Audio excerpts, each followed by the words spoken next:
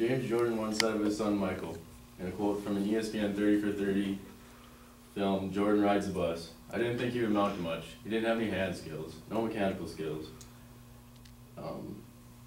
Now James Jordan's son Michael is arguably the best player to ever play the game of basketball, as one of the most recognized names in sports. Now I'll tell you how Michael Jordan got to be here and what he did to get here.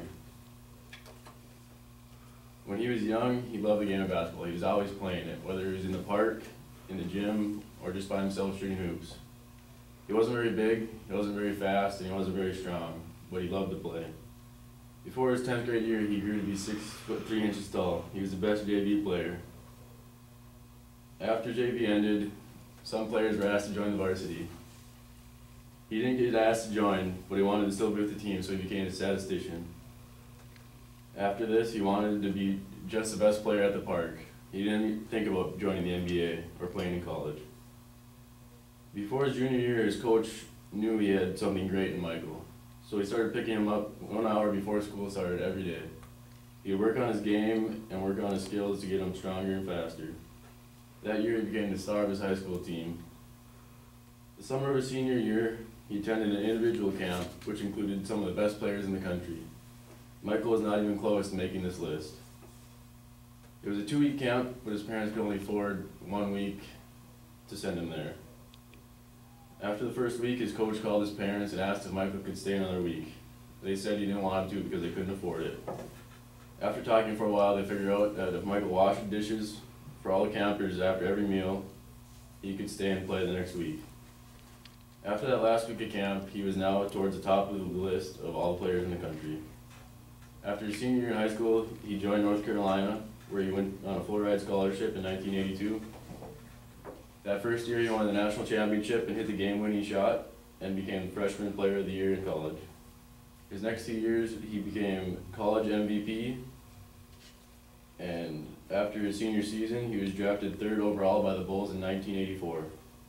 That summer, he played for Team USA in the Olympics, where they won a gold medal. His first year with the Bulls, he led the team with 28 points and took them to the playoffs. After taking them to the playoffs, he was awarded Rookie of the Year, just like in college, where he won Freshman of the Year. After his next few years with the Bulls, he went to win 3 championships. After his third, his father James was murdered in his car while he was sleeping one day. After this news, Michael retired and decided to chase his father's dream, becoming a professional baseball player. He played for the Birmingham Barons, a minor league team under the White Sox, but this didn't go too well for him. After 1 year, he decided he needed to be on the basketball court. He returned to the Bulls in 1985 to win 3 more championships.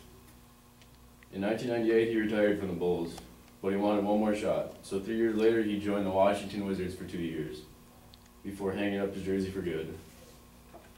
After all of his years in the NBA, in basketball, he won 2 MVPs at the college level and 1 national title, 5 MVPs in the NBA and 6 national championships, and 2 gold medals with Team USA.